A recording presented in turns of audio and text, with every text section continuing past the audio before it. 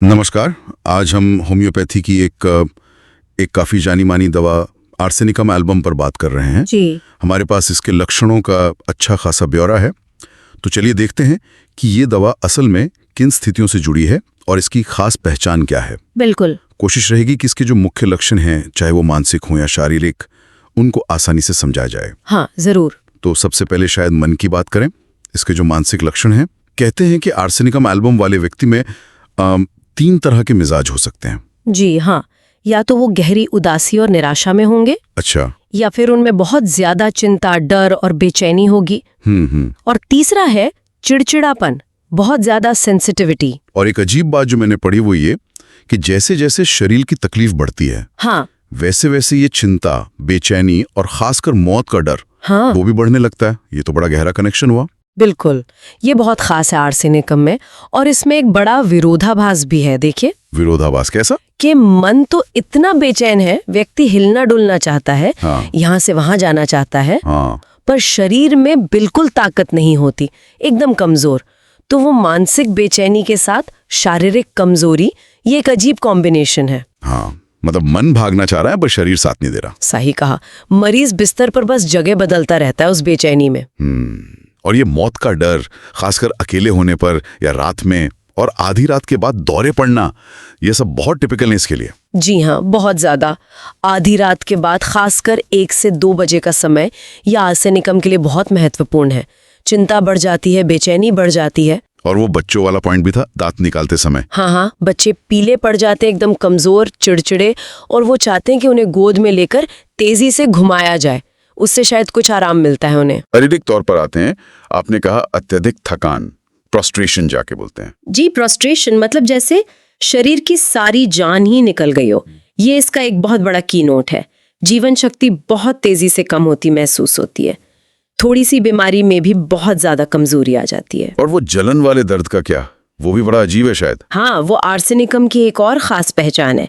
शरीर के किसी भी हिस्से में, अंदर या बाहर, जलन वाला दर्द होता है, जैसे अंगारे रखे हों। बिल्कुल ऐसा ही मरीज बताते हैं। पर सबसे हैरानी की बात यह है कि ये जलन, हाँ। ये गर्मी से बेहतर होती है। गर्म पानी पीने से, गर्म सिकाई से, गर्म कपड़े से ढकने से आराम मिलता है। ये तो उल्टा है।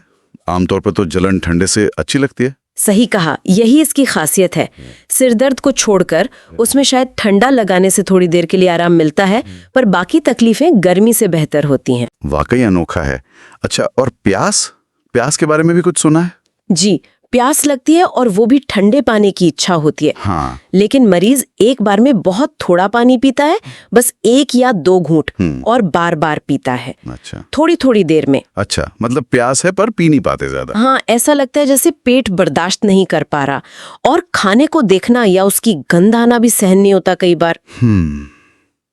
और वजन का तेजी से कम होना, ठंडा पसीना। जी, तेजी से वजन कम होना, जिसे रैपिड इमैसिएशन कहते हैं, ठंडा चिपचिपा पसीना आना, और बहुत थोड़ी सी मेहनत से ही एकदम थक जाना। ये थकान लेटे रहने पर शायद ना पता चले। हाँ, लेटे रहने पर शायद ठीक लगे, पर जैसे ही व्यक्ति हिलेगा डुलेगा, उसे अपनी कमजोरी का एहसास होगा। और वो समय वाली बात फिर से आ गई, दोपहर 1-2 बजे या आधी रात 12-2 बजे। जी, ये समय आर्सेनिकम के लिए बहुत महत्वपूर्ण है।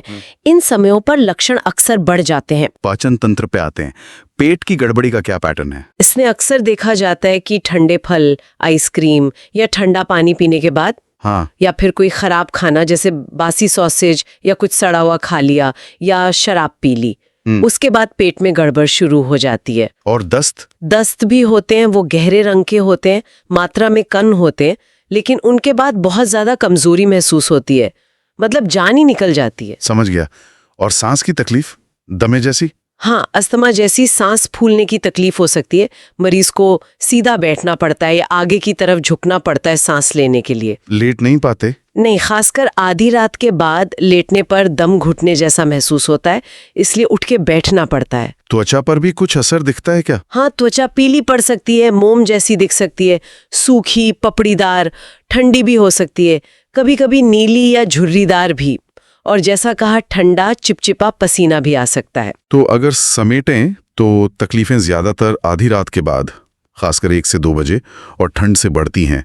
चाहे वो ठंडी हवा हो, ठंडा खाना पीना हो, बिल्कुल। और आराम मिलता है गर्मी से, गर्म सिकाई से, गर्म पीने से, सिवाय सिर दर्द के। जी सही। और पारंपरिक रूप से इसका संबंध उन बीमारियों से भी जोड़ा गया है जो सड़े गले भोजन, खराब मांस, तंबाकू चबाने, शराब के असर या फिर कुछ जहरीले कीड़ों के काटने वगैरह से होती हैं। तो आर्सेनिकम एल्बम की पूरी तस्वीर देखें तो ये गहरी चिंता और बेचैनी है जिसके साथ जबरदस्त शारीरिक कमजोरी है। हाँ। वो जलन वाला दर्द है जो गर्मी से ठीक हो रहा है, थोड़ी थोड़ी देर में ठंडे पानी की प्यास है पर पी कम पा रहे हैं जी। और तकलीफें खास समय पर आधी रात के बाद बढ़ रही हैं जी। ये सब मिलके एक बहुत ही शार्प, एक बहुत ही खास पैटर्न बनाते हैं। बिल्कुल सही। सोचने वाली बात यह है कि ये जो इतना अनोखा लक्षणों का पैटर्न है, ये उन स्थितियों के बारे में क्या बताता है जिनके लिए इसे पारंपरिक तौर पर इस्तेमाल किया जाता रहा है? क्या ये शरीर की किसी बहुत गहरी गड़बड़ी, किसी टॉक्सिक स्टेट का संकेत है? इस पर शायद और सोचा जा सकता है। हाँ, ये एक विचारणीय बिंदु है।